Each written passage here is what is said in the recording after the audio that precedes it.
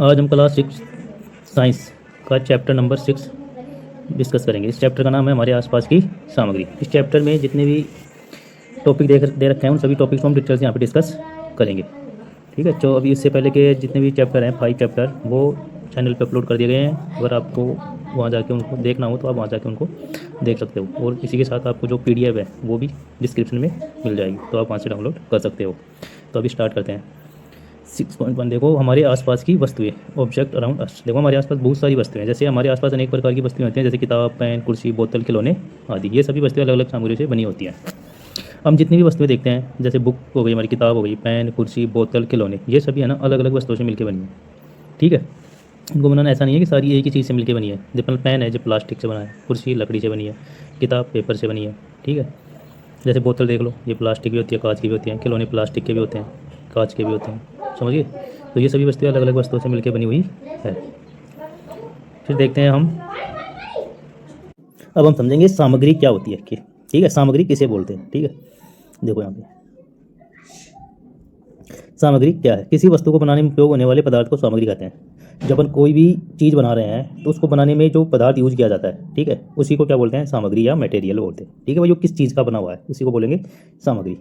देखो अब आगे एग्जाम्पल से समझो। जैसे इसको ऐसे समझो, जैसे वस्तु है कोई, इधर तो वस्तु है, इधर इधर अपनी सामग्री। ये वस्तु किस सामग्री से मिली है, मेज है, किससे मिलकर, किससे बनी होती है, ये लकड़ी की। बोतल किसकी बनी होती है, प्लास्टिक और कांच। तो ये लकड़ी क्या है, एक सामग्री है। प्लास्टिक और कांच क्या है, सामग्री। गिलास किसका बनता है, कांच और स्टील का। तो ये क्या है, सामग्री। कपड़े किससे बनते हैं, कपड़े बनते हैं सूती धागे से। किससे बनते हैं, सूती धागे से। सूती धागा क्या हुआ है, एक सामग्री या मटेरियल। ठीक है। अब जो सामग्री है इसकी कुछ मुख्य बातें हैं, वो क्या क्या है। देखो सामग्री की क्या के बारे में कुछ डिटेल दे रखे हैं यहाँ पे, वो अपन देख लेते हैं। एक वस्तु एक या एक से अधिक सामग्री से बन सकती है। देखो ठीक है, अपन जो कोई वस्तु होती है वो एक या एक से अधिक चीज़ों से मिलकर बन सकती है। जैसे मान लो कुर्सी बनाते हैं अपन, तो उसका आधा हिस्सा लोहे का बना होता है और कुछ उसके अंदर प्लास्टिक की चीज़ें भी लगी हुई होती है। तो एक कुर्सी है, उसके अंदर एक से ज़्यादा सामग्री यूज हो गई। ठीक है। जिसी तरह अपन जैसे चारपाई बनाते हैं घर पे, जो काट होती है अपनी, इसके अंदर क्या होता है, अब बाहर का हिस्सा तो लकड़ी का होता है, और इसके अंदर जो अपन ये लगाते हैं, जो रस्सी लगाते हैं, वो किसकी होती है, वो धागे की होती है या फिर प्लास्टिक की होती है। ठीक है। तो ये क्या हो गया, एक ही चीज़ दो अलग अलग चीज़ों से मिलकर बन सकती है। ठीक है। एक ही प्रकार की वस्तु अलग अलग सामग्री से बनाई जा सकती है। सही है बात। अलग अलग सामग्री के गुण अलग अलग होंगे। ठीक है। जो अलग अलग सामग्रियाँ होंगी उनके गुण अलग अलग होंगे। प्लास्टिक के अलग गुण है, कांच के अलग गुण है, ठीक है, लोहे के अलग गुण है। तो ये सब अलग अलग होंगे। ये यहाँ पे देखो कुछ सामग्रियाँ गिवन है, चीज़ें बनी मिली हुई हैं। देखो यहाँ पे ऑब्जेक्ट हैं, अलग अलग वस्तुएं, चम्मच है, बुक है, किताब, पेन, ये पेचकस, रूल हो गई, पेंसिल हो गई। इसके अलावा की दे रखी है यहाँ पे, चाबी वगैरह। ठीक है। ये मिट्टी का बर्तन दे रखा है, स्केल दे रखा है। ठीक है। तो ये हमारे आसपास की वस्तुएं हैं जो प्रेजेंट है। ठीक है यहाँ तक। इसके आगे देखो, वस्तुओं को समूह में कैसे बांटे। वस्तुओं को समूह में कैसे बांटे। अब हमारा नया टॉपिक है, वस्तुओं को समूह में कैसे बांटे। इसको देखो ध्यान से। जब बहुत सारी वस्तुएं होती है तब उन्हें व्यवस्थित करने के लिए समूह में बांटा जाता है। इसे वर्गीकरण कहते हैं। ठीक है। जब हमारे मान लो कहीं 30-40 वस्तुएं हैं अलग अलग। ठीक है। अब उनको हमें अलग अलग तरीके से अलग करना है। ठीक है। बांटना है अलग अलग। तो कैसे बांटेंगे। ठीक है। तो इनको जो अलग करने का जो तरीका होगा वस्तुओं को, जैसे लोहे की वस्तुएं अलग कर दे, प्लास्टिक की अलग कर दे, कांच की अलग कर दे, तो इनको जो अलग करने का जो तरीका होता है उसी को बोलते हैं वर्गीकरण या क्लासिफिकेशन। क्या बोलते हैं, वर्गीकरण या फिर क्लासिफिकेशन। ठीक है। वर्गीकरण का अर्थ देखो, समान गुणों वाली वस्तुओं को एक समय में रखना। ठीक है। जैसे लोहे वाली वस्तुओं को एक तरफ, प्लास्टिक वाली वस्तुओं को एक तरफ, कांच की वस्तुओं को एक तरफ, इसी को बोलते हैं वर्गीकरण या क्लासिफिकेशन। वर्गीकरण का अब हम देखो किन किन चीज़ों के आधार पर उनको वर्गीकृत कर सकते हैं चीज़ों को। एक तो अपन आकार के आधार पर कर सकते हैं, भाई उसका साइज क्या है, उसकी शेप क्या है। रंग के आधार पर कर सकते हैं, किस कलर की है वो। कठोरता के आधार पर, हार्डनेस के आधार पर, चमक लस्टर के आधार पर, और निर्माण सामग्री भाई किससे बनी हुई है इसके आधार पर भी हम उसको वर्गीकृत कर सकते हैं। इसको देखो उदाहरण से समझने की कोशिश करते हैं। जैसे समूह है और यहाँ पे वस्तुएं दे रखी हैं। जैसे धातु की वस्तुएं कौन कौन सी, चम्मच, कील, ताला, ये किसी ना किसी धातु से मिलकर बनी होती है। ठीक है। इनको अलग कर दिया हमने। लकड़ी से बनी वस्तुएं जैसे मेज और कुर्सी, तो ये अलग हो गया, वही एक वर्ग ये हो गया, अलग से समूह, इनका समूह अलग हो गया। फिर आती है प्लास्टिक की वस्तुएं जैसे बोतल, खिलौना, इनको यहाँ पे इस तरह की वस्तुओं को अलग कर दिया। तो इसी जो प्रोसेस होता है इसी को बोलते हैं वर्गीकरण। ठीक है। आगे देखो, अब इसके और भी तरीके हैं, वो देखो वर्गीकरण से क्या फ़ायदा होता है। वर्गीकरण के लाभ, वस्तुओं को पहचानना आसान हो जाता है। ठीक है। जैसे मान लो अपन लोहे वाली वस्तुओं को एक तरफ कर दिया, प्लास्टिक वाली वस्तुओं को एक तरफ, लकड़ी की वस्तुओं को एक तरफ, कागज़ की वस्तुओं को एक तरफ, तो हमें वहाँ पे अब यहाँ पे अपने को ज़्यादा मेहनत नहीं करनी पड़ेगी चीज़ों को पता लगाने। हाँ भाई हमें लोहे की की चीज़ देखनी है तो हम सीधे लोहे वाली वस्तु के पास चले जाएंगे, अगर कागज़ की देखनी है तो कागज़ वाली वस्तु के पास चले जाएंगे, ठीक है। तो इसमें उनको पहचानना क्या हो जाता है, वस्तु को पहचानना आसान हो जाता है। वस्तु ये व्यवस्थित रहती है, ठीक है, तो हमें पूरा पता होता है कौन सी वस्तु कहाँ मिलेगी, ठीक है। अध्ययन और तुलना सरल हो जाती है, उनके बारे में अध्ययन करना आसान हो जाता है, ठीक है, समूह में वर्गीकृत करने से। देखो वस्तुओं का समूहीकरण देखो यहाँ पे, अब देखो यहाँ पे अलग अलग वो दे रखे हैं, ये कौन शेप है, तो अपन इसको इसको इसको अलग कर लेंगे यहाँ से, ठीक है। एक ग्रुप ये बन गया अपने पास। दूसरा ग्रुप क्या बन सकता है, जैसे ये वाला हो गया, एक ये वाला हो गया, ये वाला हो गया, तो ये सेकंड ग्रुप हो गया। थर्ड ग्रुप ये देख लो, ठीक है, इस तरह के ये, ठीक है। फोर्थ वाला ये हो जाएगा, समझ रहे हो। तो ये इनको वर्गीकरण कहलाता है, ये समूह का वर्गीकरण इसी को बोलते हैं, ठीक है। सेम चीज़ों को एक जगह करना, इसी को बोलते हैं समूहीकरण। फिर देखते हैं सामग्रियों के विभिन्न गुण। देखो अब जितनी भी अपन सामग्रियाँ यूज कर रहे हैं उनके अलग अलग गुण होते हैं, ठीक है। वो कितनी कठोर है, मुलायम है, ठीक है, इसके आधार पर इसी तरह देखिए सामग्रियों में अलग अलग गुण होते हैं। इन्हीं गुणों के आधार पर उनका उपयोग किया जाता है। अब जो कोई सामग्री है उसके अंदर जिस तरीके का गुण होगा उसी के आधार पर हम उसका भाई कहाँ यूज़ करना। अगर मुलायम चाहिए तो अपन उसको मुलायम, वैसे मान लो अपन कोई भी चीज़ बना रहे हैं तो उसमें देखें हाँ भाई इसमें मुलायम सामग्री चाहिए या फिर कठोर सामग्री चाहिए, उसी के हिसाब से हम डिसाइड करेंगे कि हमें कौन सी सामग्री लेनी है। यहाँ पे देखो जैसे चमकदार व चमकहीन सामग्री, चमकदार व चमकहीन सामग्री। चमकदार सामग्री लस्टर्स, जिन सामग्रियों की सतह चमकती है उसे चमकदार, उन्हें चमकदार कहते हैं, ठीक है। ऐसी सामग्रियाँ जिन जो चमकती हो उन्हें क्या बोलेंगे, चमकदार। अब चमकने वाली वस्तुएं कौन कौन सी है, जैसे सोना चांदी तांबा, सोना चांदी तांबा एल्यूमिनियम, ये अधिकतर धातुएं होती हैं। जितनी भी धातुएं होती हैं ये सारी क्या होती हैं, चमकीली। क्या होती हैं, चमकीली, ठीक। तो इनको एक ग्रुप बना देंगे अलग से। फिर एक होता है चमकहीन, वे सामग्रियाँ जो चमकती नहीं है या जिनकी सतह चमकती नहीं है उनको बोल देंगे चमकहीन सामग्री। जैसे हो गया अपना लकड़ी कागज़ रबर जूट, लकड़ी कागज़ रबर और जूट, ये क्या हुई, चमकहीन सामग्री।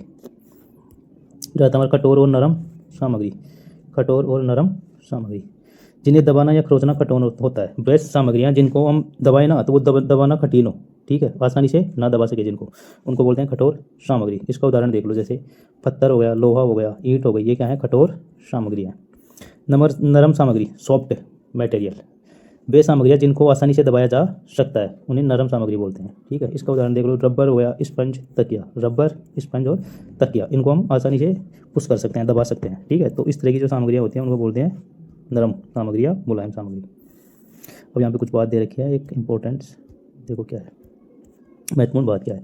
कोई वस्तु एक सामग्री की तुलना में कठोर और दूसरे की तुलना में नरम हो सकती है। ये सही है कि भाई एक वस्तु है मान लो ये, इसके तुलना में ये कठोर हो सकती है, और एक वस्तु इधर है इसके तुलना में ये क्या हो सकती है, नरम हो सकती है। एक की तुलना में कठोर हो सकती है, दूसरे की तुलना में नरम हो सकती है। जैसे रबर है, ये स्पंज से कठोर होता है, स्पंज बिल्कुल मुलायम होता है, लेकिन रबर थोड़ा हार्ड होता है स्पंज के कंपेयर में। और लोहा होता है, और स्पंज है जो लोहे से क्या होता है, नरम होता है। स्पंज रबर से तो कठोर होता है और लोहे से नरम होता है, ठीक है। तो ये अलग अलग तरह से काम करता है, ऐसा नहीं है कि भाई ये मुलायम है तो मुलायम है। हाँ, अपन दो चीज़ों में कंपेयर कर सकते हैं, लोहे में स्पंज में कंपेयर करेंगे तो स्पंज क्या होगा, नरम होगा और लोहा कठोर होगा। अगर रबर और स्पंज में कंपेयर करें तो रबर कठोर होगा, स्पंज मुलायम होगा। आगे देखो, पारदर्शी, पारभासी और अपारदर्शी सामग्री। पारभासी और अपारदर्शी सामग्री, इनको समझने की कोशिश करते हैं। पारदर्शी ट्रांसपेरेंट, जिनके आर पार स्पष्ट देखा जा सके, ठीक है। वे वस्तुएं या सामग्रियाँ जिनके आर पार हम आसानी से देख सकते हैं उनको क्या बोलते हैं, पारदर्शी सामग्री, ठीक है। जैसे साफ कांच हो गया हमारा, जल हो गया, जल के भी आर पार देख सकते हैं, कांच के भी आर पार देख सकते हैं, वायु के आर पार देख सकते हैं, ठीक है। अपनी एनवायरनमेंट में वायु है अपन आसानी से देख सकते हैं आर पार। रहता है पारभासी ट्रांसल्यूसेंट, जिसके आर पार धुंधला दिखाई दे, ठीक है। वे वस्तु है जो मतलब दिखाई तो देगा लेकिन क्लियर दिखाई नहीं देगा, ठीक है, साफ दिखाई नहीं देता, उसको बोलते हैं पारभासी।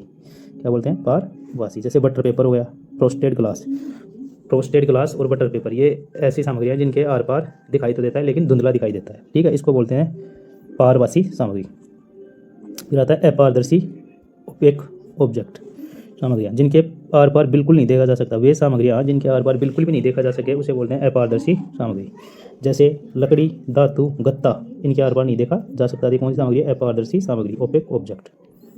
अब इसको उदाहरण दो, कांच के आर पार देखा जा सकता है, बटर पेपर के पास धुंधला दिखाई देगा, रबड़ के नहीं देखा जाएगा, ठीक है। फ्रोस्टेड ग्लास धुंधला दिखाई देगा, लकड़ी का बोर्ड नहीं दिखाई देगा, खिड़की से कांच से देखा जा सकता है।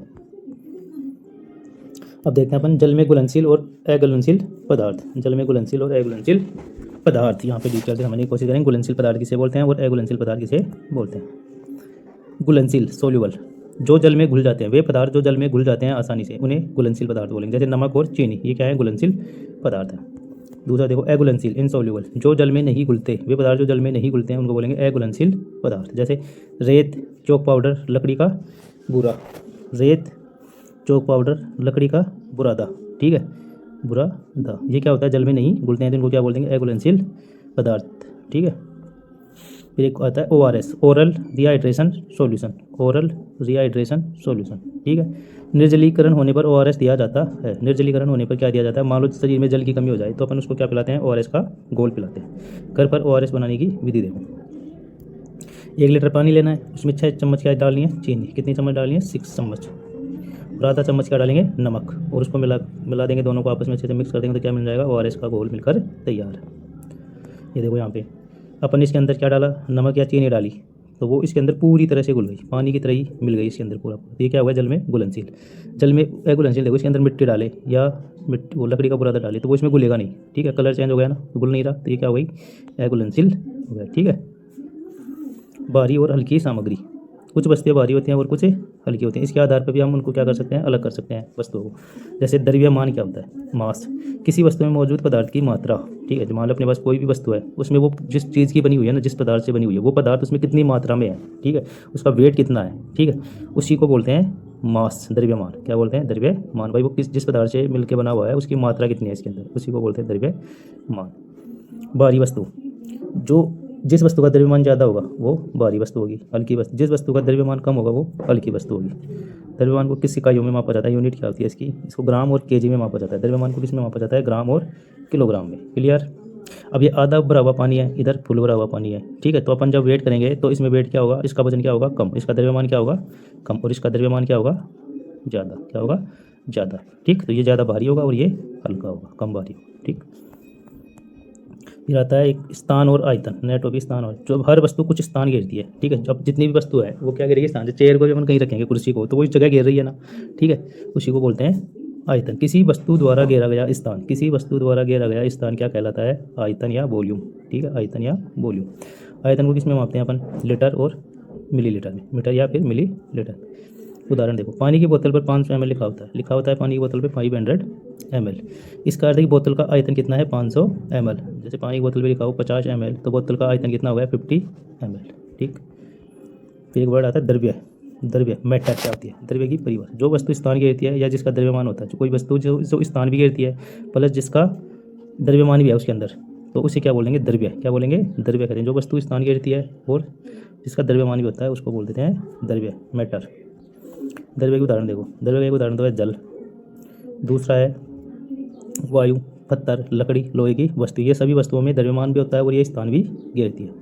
इधर देखो, क्या वायु द्रव्य है, तो इसका आंसर होगा हाँ, क्योंकि इसका द्रव्यमान भी होता है और ये स्थान भी घेरती है, ठीक है। इसको अपन कैसे देख सकते हैं, वायु स्थान, जब अपन गुब्बारा होता है उसके अंदर फूंक मारते हैं तो गुब्बारा फूलना स्टार्ट हो जाता है, इसलिए मतलब वो गुब्बारा फूल रहा है, इसका मतलब वो स्थान घेर रहा है। अब उसका वेट, एक तो खाली गुब्बारे को नापेंगे, उसको अंदर हवा भरने के बाद नापेंगे तो उसका वेट भी होगा उसके अंदर कुछ ना कुछ, ठीक है। तो इसी आधार पर अपन कह सकते हैं कि वायु स्थान घेरती है और इसका अंदर द्रव्यमान भी होता है, क्लियर यहाँ तक। फिर कुछ महत्वपूर्ण शब्द दे रखे हैं यहाँ पे, कीवर्ड्स देखो।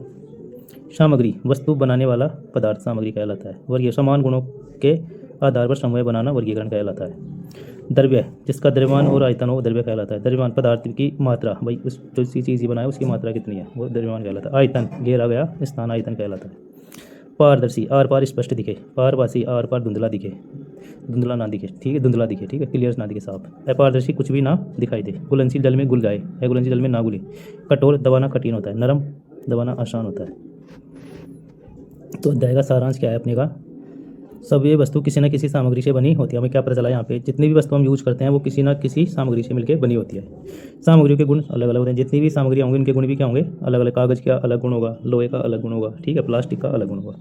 वस्तुओं का वर्गीकरण उनके गुणों के आधार पर किया जाता है, ठीक है। हम जो वस्तुओं को जैसे वर्गीकृत करेंगे तो हम उसके गुणों के देख के ही करेंगे, हाँ भाई कागज़ की वस्तुओं को अलग कर दिए, प्लास्टिक की को अलग कर दिए, ठीक है, लोहे की वस्तुओं को अलग कर दिए, ठीक है, उनकी प्रॉपर्टी के आधार पर उनको वर्गीकृत करेंगे। कुछ वस्तुएं चमकदार होती है और कुछ चमकहीन होती है। कुछ वस्तुएं कठोर होती है, कुछ नरम होती है। कुछ पारदर्शी, कुछ पारभासी या फिर कुछ अपारदर्शी होती है। कुछ वस्तुएं जल में घुल जाती है, कुछ जल में नहीं घुलती है। हर द्रव्य का द्रव्यमान और आयतन होता है, ठीक है।